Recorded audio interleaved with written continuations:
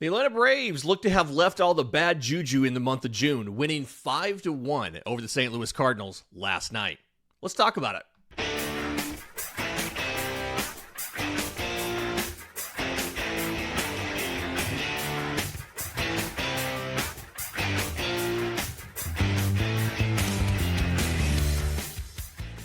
Yes, welcome on in to Braves Today, a production of the Believe Podcast Network and presented to you by FanDuel. I'm your host, Lindsey Crosby, author of the Braves Today newsletter over at bravestoday.com.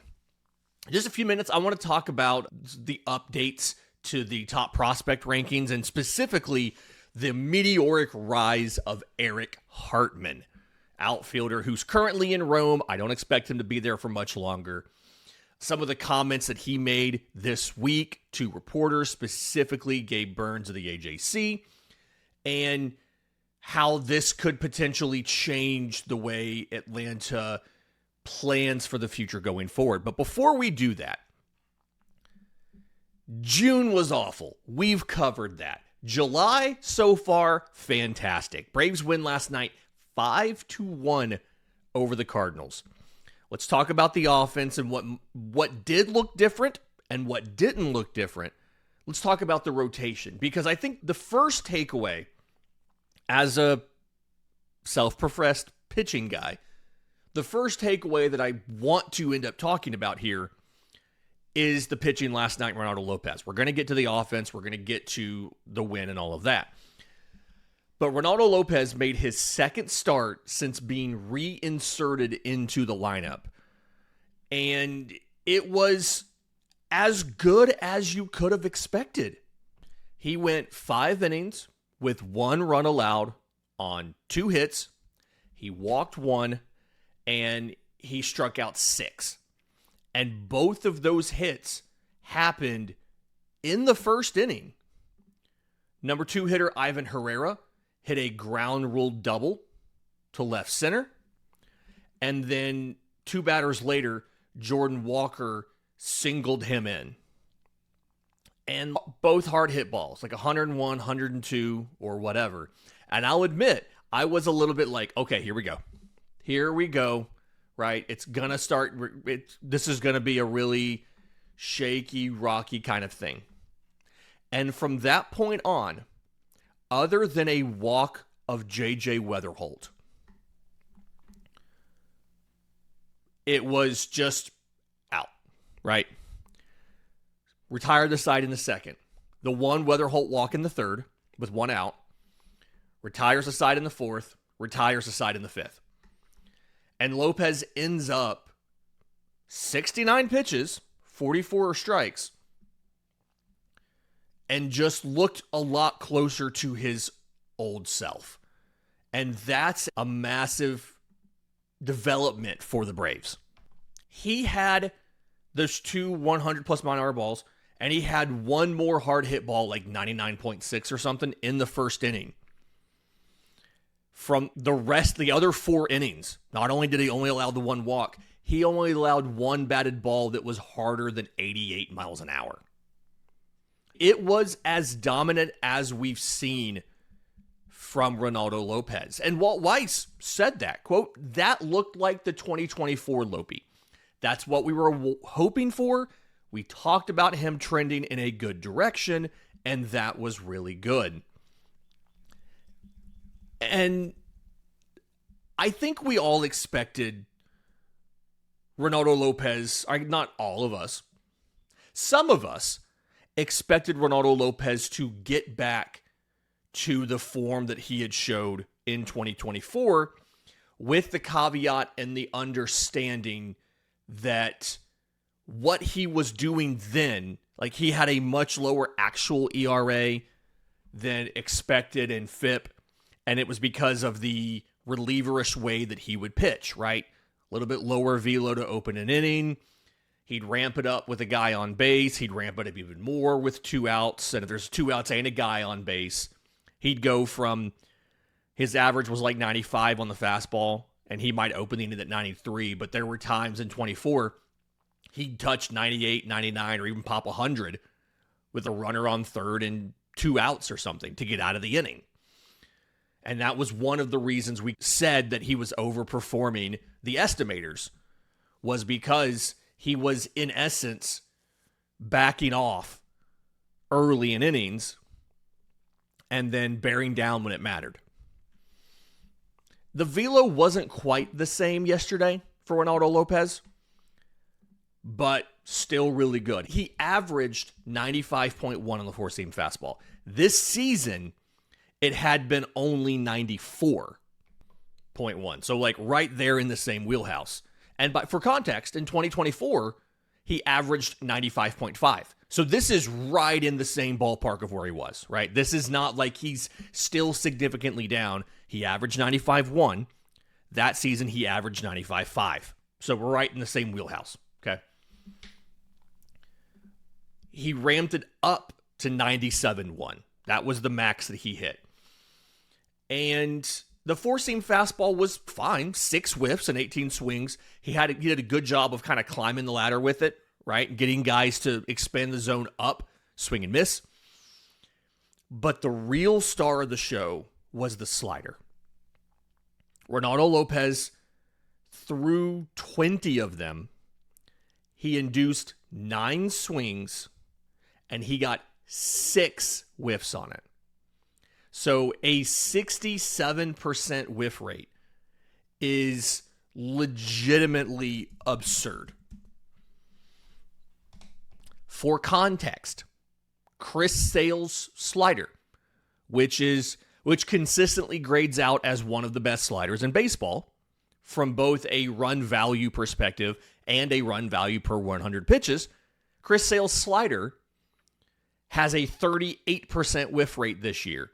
It had a 39.8% whiff rate last year. It had a 42.7% whiff rate in his Cy Young winning season in 2024. So Reynaldo López's slider outperformed the usual Chris Sale thing there. He averaged 95.5 with it. He added almost 2 mile an hour on it. And then the curveball, 7 swings, 1 whiff. It's fine. But what stands out to me is some of the other stuff besides just the whiffs are great, yes. Some of the stuff besides the whiffs. 2 batted balls on the slider. Neither one of them hard hit. Average exit velocity of 71.5. Even when they were making contact on the slider, they could not do anything good with it. They could not make any sort of solid contact on it.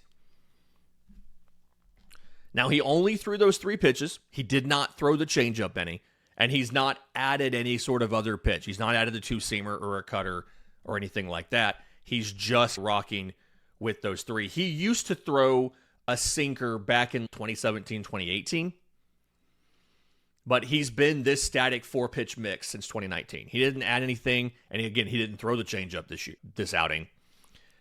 But if this version of Reynaldo López holds, and I understand that's an if.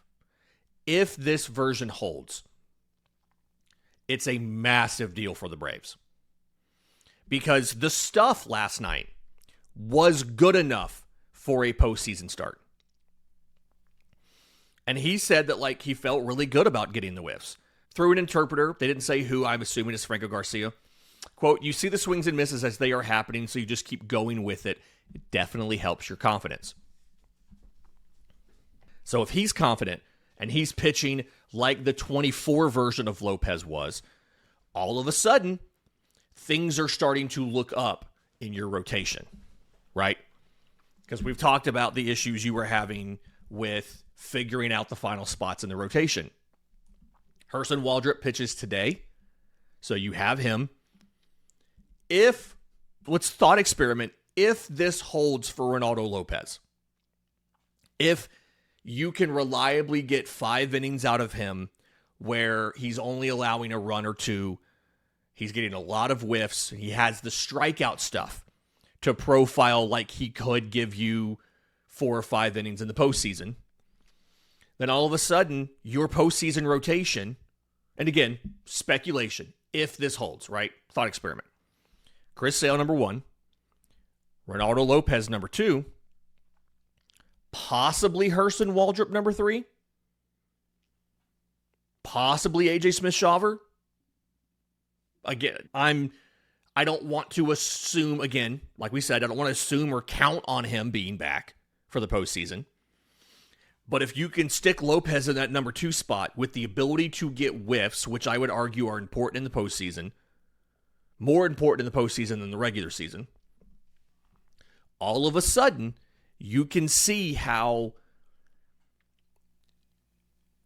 this is a much more competitive pitching staff from a starting pitching perspective in October. We're not there yet. We've got to see more from Reynaldo Lopez, but very promising first sign. Flip side of this, not promising sign, the Braves are skipping Bryce Elder this weekend. So the rotation, after they did not need Hurston Waldrop or Grant Holmes in the first couple games of the series, Waldrop starts tonight. Again, we'll have a scouting report this afternoon that previews that matchup. Grant Holmes starts tomorrow with Chris Sale on Saturday. So that's going to be a fun matchup on July 4th. Martin Perez on Sunday, and Reynaldo Lopez wrapping up the Mets series on Monday. It's a wraparound series, 4 games. And they're going to skip Bryce Elder. There's some fatigue there. His velo's been down. Like I said the other day, he's been one of the most used starters in baseball from a number of starts perspective, right? He was tied for the league lead in starts coming out of the weekend. Since then, there's been a handful of guys who have made their 18th start of the year. And so Elder at 17 is no longer tied for the league lead. But like Christopher Sanchez, Sandy Alcantara, Joe Ryan, Paul Skeens, who didn't actually look great yesterday. Zach Gallen, who's not looked great all year. But Elder was in that group up until just the last couple of days. So they're going to skip him this weekend. He'll start tentatively next week. And if there's some reason why they think he can't, I imagine he'll go on the injured list. But they have not even gotten to that point yet. They just want to give him some extra rest because he's been down a little bit. He'll make a start, and then he'll get the All-Star break for some more rest, right? In just a minute, let's talk about the offense. There was a lot to like from yesterday's game. I'm still cautious. I think the final score hides how shaky that was, but still, we'll talk about that next, right here on Braves Today. But first, this episode's brought to you by our friends at IQ Bar, our exclusive snack, hydration, and coffee sponsor. IQ Bar protein bars, IQ Mix hydration mixes, and IQ Joe mushroom-infused coffees are the tasty, low-sugar brain and body fuel that you need to win your day. The Ultimate Sampler Pack's a great way to try all of the IQ Bar products and flavors. You get 9 IQ bars, 8 IQ Mix sticks, and 4 IQ Joe sticks. And all IQ Bar products are clean label certified and entirely free from gluten, dairy, soy, GMOs, and artificial ingredients. With over 20,000 5-star reviews and counting, more people than ever are fueling their busy lifestyles with IQ Bar's brain and body boosting bars, hydration mixes, and mushroom-infused coffees. And the Ultimate Sampler Pack includes all 3. Right now, IQ Bar is offering Braves Today listeners 20% off of all IQ Bar products, including the Ultimate Sampler Pack, plus free shipping. To get your 20% off, text MLB to 64,000. That's MLB to 64000. That's MLB to 64,000. Message and data rates may apply. See terms for details. The Braves won last night 5-1. And if you just glance at the box score, it's going to feel like it was a really just all-around productive day for the offense. I'm a little bit cautious about the offense still because of the way that this game happened. So Atlanta got a run in the first inning. Drake Baldwin had singled to open the game, which nice to see Baldwin getting hits, right? He had 2 last night. Ozzie Albies then doubled to, and honestly, it looks like he thought he got it off the bat. But he doubled to right, and they sent Baldwin. So Baldwin's on first And then you have a catcher trying to get 3 bags. So when Ozzie saw Baldwin going and saw where the throw was, he rounded second and went to third. They cut the throw off. The pitcher cut the throw off. I didn't say if it was the pitcher or if it was the first baseman around the mound. Either way, cut the throw off, redirected to third, and got Ozzie by a country mile. But it would have been a very close play at the plate on Baldwin had Ozzie not drawn the throw. So ultimately a good base running move. Choosing to be thrown out at third allowed the Braves to get the run on the board at home. Okay. So you have that. And then in the third inning, Ozzie comes back around. He pops a solo shot to the chop house. And it's your patented Ozzie always pull side fly ball, 97-7. It not hit extremely well. It's not like this is a 110 exit velo bomb. It's hit 97-7, but it gets out. From that point on, all the Braves were able to do while Michael McGreevy was still in the game was 1 walk. So that's why that I'm saying, like, hey, I'm a little hesitant, right?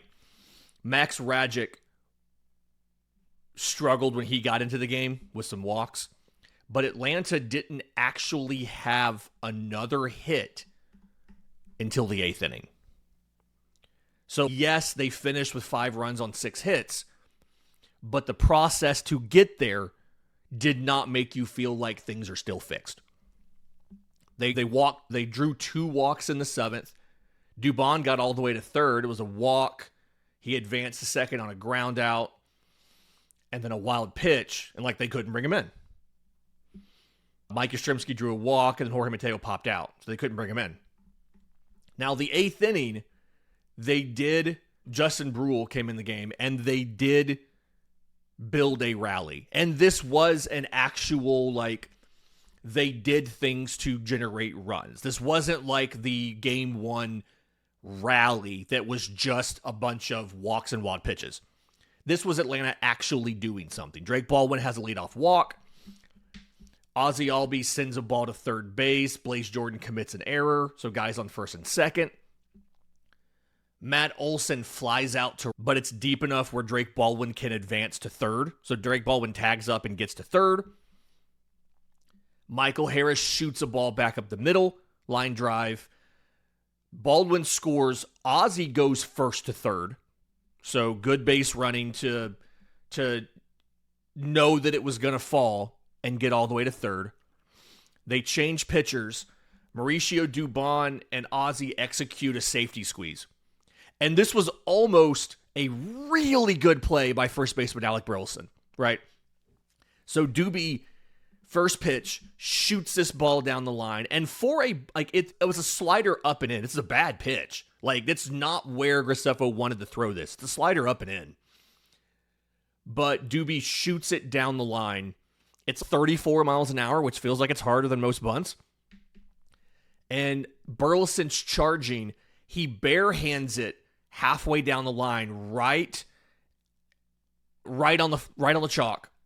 As he's falling out of bounds. It probably would have been a foul ball if he just let it go.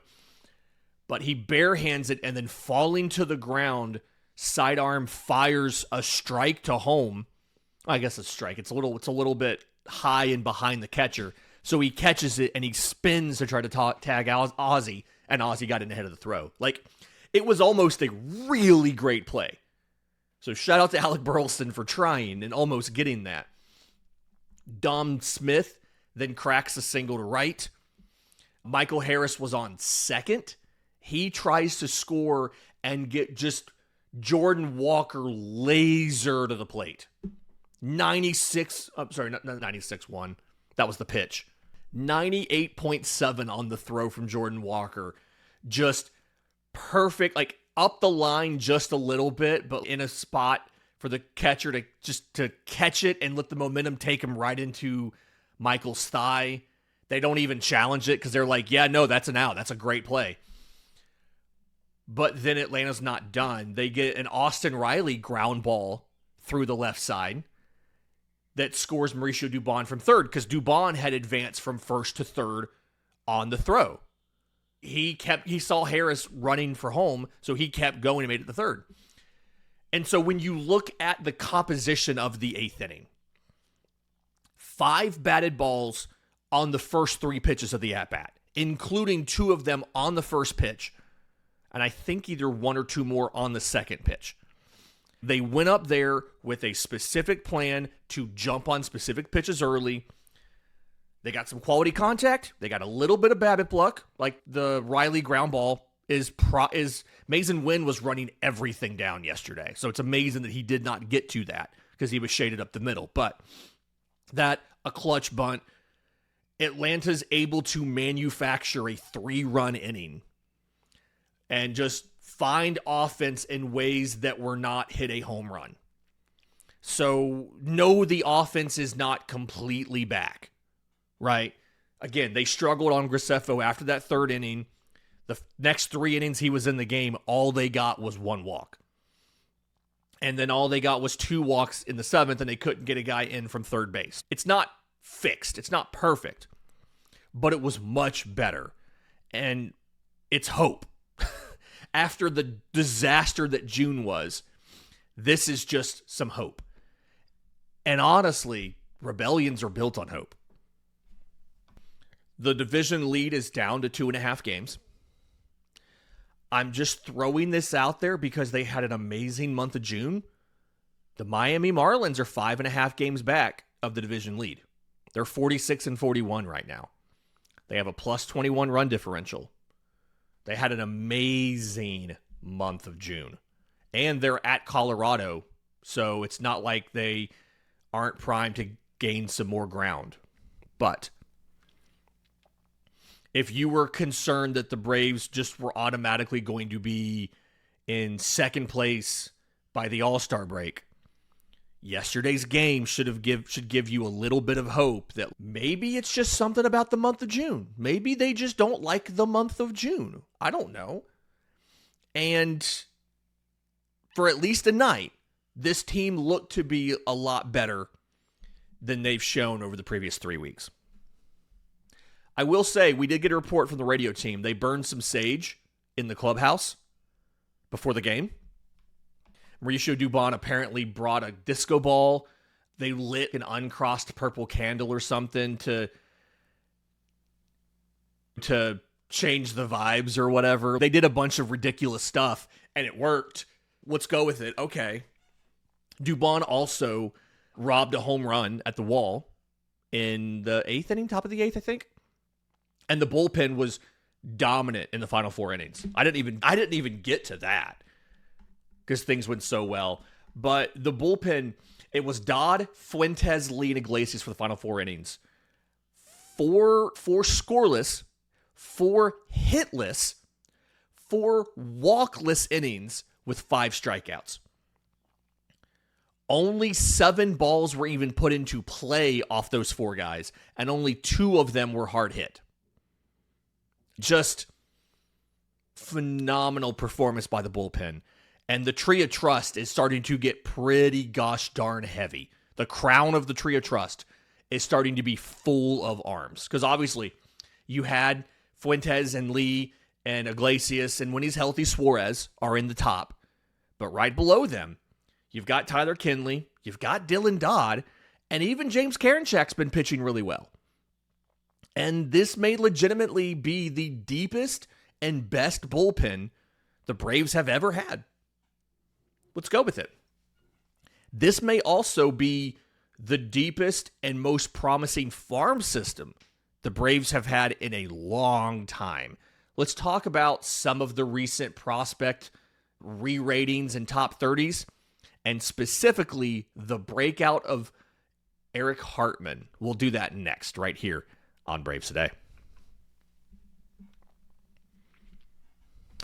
The Braves have had some success with cold weather and Canadian baseball players, right? Drake Baldwin, big hockey fan growing up. He's not from Canada, but cold weather guy, right? He's from Wisconsin. Big hockey player and fan growing up. Tom Glavine, by the way, big hockey fan growing up too. He was from Massachusetts. Cold weather. But Michael Soroka, they got him out of Alberta in the first round in 2015. It's hard to believe that he's already about to turn 29, right? And honestly, he'll be a free agent this offseason. I want them to bring him back. We'll see what happens. He's on the IL right now, but I've wanted them to bring him back ever since we realized he could work really well in relief in Chicago with the White Sox. But anyway, the newest one is Eric Hartman. And I know that Gorov and I have talked about him on we talked about him pretty early in the season on one of the prospect shows. And now everybody is talking about him. 2024 draft out of Alberta, 20th round. Now, they didn't pay him like a 20th rounder. And I think that's one of the things to understand is they did not view him as a typical 20th round pick. A lot of guys in that day 3 of the draft, the 11th through 20th rounds, anything you pay them $150,000 or less doesn't even count against your draft pool, right? It's just what you pay extra and all of that. They paid him $337,500 in the 20th round. And when you look at the guys that they signed that year, he was actually the 7th most expensive draft pick for the Braves. They had the names you would expect, the Cam Caminiti, the Herrick Hernandez, the Luke Sennard, Carter Holton out of Vanderbilt. We haven't heard a lot about him. He's coming back around. Nick Montgomery, Ethan Bagwell, right? And then 20th rounder Eric Hartman. It's a great job of scouting. It's a great job, Ronit Shaw and team, mining Canada for athletic and talented players. And Gabe Burns of the AJC went to Rome recently and sat down with Hartman and talked to him. And they asked him, why did you not get taken to the 20th round? And he said, quote, just exposure. It's still tough to get seen out of Canada. I think teams are just a little not skeptical, but there's so much talent in the States, and the population is way higher than Canada, so there's a bigger pool to choose from. And he went on that he knew the Braves were interested. They had come to see him. He just didn't know when he was going to get picked. They took him in the 20th round. They paid him money more commiserate with a day 2 selection. I'll put it this way. The pick value in the 6th round when Atlanta took Ethan Bagwell was $312,800. And they paid Eric Hartman $337,000. So he, in essence, got the exact same amount as the slot value of the 182nd pick in the draft, which the Cubs took a pitcher out of UC Santa Barbara with. So they valued him like a day 2 selection. And that range, that 4, 5, 6 range, we've seen the Braves get a lot of talented players in that same ballpark, right? We've seen the Braves spot a guy a little bit later around there and go grab him. Isaiah Drake was a 5th rounder in 2023. Garrett Bowman was a 4th rounder in 2023, right? We've seen them go find guys in that same ballpark. AJ Smith-Shawver was a 7th rounder in 2021. That kind of 4, 5, 6, 7 range is a spot where the Braves like to go take a little bit of money they've saved with picks at different places and go grab a young guy, pay him extra to come, and see if they can get an impressive talent out of it. In this case, they gave him that money, but they waited till the very end of the draft to make sure that they had it from everybody else. They did, and it worked out. Eric Hartman is the second fastest player to 20 homers and 30 stolen bases in 2 decades. They had one guy in 2005 did it in 70 games. And they minor league baseball, not the Braves. Minor league baseball. He did it in 71 games. The last player in the Braves organization to have 20 homers and 30 steals in the same season, Ronald Acuna Jr. And if I have this right, he didn't get that final home run he needed to get that mark until mid-August. It's just, the kid is legitimately a potential game-changing talent. I don't believe in the concept of prospect hugging.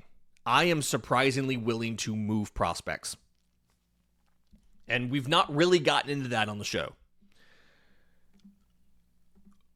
But Eric Hartman is one of those, it's going to be very difficult to move him. And I ultimately don't think the Braves will. Everything that I've heard, people we've talked to, ultimately don't think they'll move him. These are the types of players that, one, if they do get traded, it's for some sort of like perennial all-star who has a bunch of contractual control left, right? These aren't the guys you move for a rental. And he's doing all of this at age 19. Baseball America just did a re-rate of all of the systems, of all of the stuff. They upped his grade to a 65. And they now have him inside of their top 25 in all of baseball. If you have a chance to go to Rome in the next couple weeks, go to Rome. Go watch Eric Hartman play. Because I'm pretty sure in a couple weeks, he's going to be in Double-A. He's not going to be in High-A. He's going to be in Double-A. And if he spends the rest of the season in Double-A, there is a very real possibility that he could debut sometime in 2027. It is a meteoric rise for a player that is absolutely just loaded with loud and flashy tools, but also everybody that we've talked to, everybody that Gabe Burns of the AJC talked to, and other prospect watchers and observers and everything have said is he's still a very level-headed, hardworking, he has the right mindset. He very much fits Atlanta's clubhouse character filter that we talk about from time to time. It's a loaded Rome roster. He is the most exciting part of it. And that's saying a lot. There's a lot of exciting players, and a lot of these guys were in Augusta last year. And there's a whole new crop of exciting players in Augusta, right? I'm not saying there's a lot of fun in the lower levels of the Braves farm system. Go to a game in Augusta. Go to a game in Rome. After the All-Star break, I have a thing scheduled with Gwinnett right before the All-Star break to go to the Stripers and do all fun stuff with players and everything. And after the All-Star break, I plan to start figuring out the weekends. I'm going to go to Augusta. I'm going to go to Rome. I'm going to go to Columbus and do these things. You should go too. Because the Braves minor leagues, especially the lower levels, are just incredibly fun right now.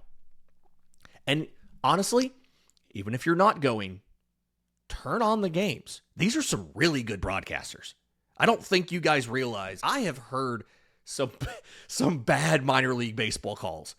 And I'm not going to name names on any of those. We have some really good broadcasters in this system. And so it is really fun to just watch these minor league games, especially the lower levels, because the teams are really good. The broadcasters are really good. And it's worth your time. If the Braves are playing a day game and the affiliates play at night, or vice versa, the affiliates have a day game and the Braves are playing at night, Turn on some minor league baseball. If you have Braves Vision, if you've paid for streaming Braves Vision from MLB or from ESPN or whoever, you can watch all of the Braves affiliates. If you put the Atlanta Braves as your favorite team into MLB.tv, they will let you watch all of Atlanta's full season affiliates. Every single day on social media, I put out, here's the schedule for today's game. Here's the scheduled starters. I never know Rome's because Rome doesn't update the thing correctly. But there's some great pitching. There's some exciting position players. And this farm system is trending up. Any player the Braves need to acquire at the deadline, they have the pieces to do it. Now, I'm not saying I want to move some of these pieces, right? I don't want to move Cam Caminiti. I don't want to move Eric Hartman. I don't want to move Tate Southesine. But there is not a player that will be available at the deadline that the Braves do not have the talent to get. If there's a player available and they want them, Atlanta has the guys to get them. Now, again, I'm not saying sell the farm for Tarek Skubal. That'd be a terrible idea. I don't want to move Eric Hartman for a rental. But anybody who's available, if the Braves want them, they've got the pieces where they can get them. And that's just not a place we've been recently. And it's because this farm system, led by guys like Eric Hartman, is just tons of excitement, electric. I'm running out of adjectives here. So go watch a game, go to a game. It's totally worth it. That'll do it for Braves Today for Thursday, July 2nd. Please like the video, please subscribe, both here and on bravestoday.com. And we'll see you next time on Braves Today.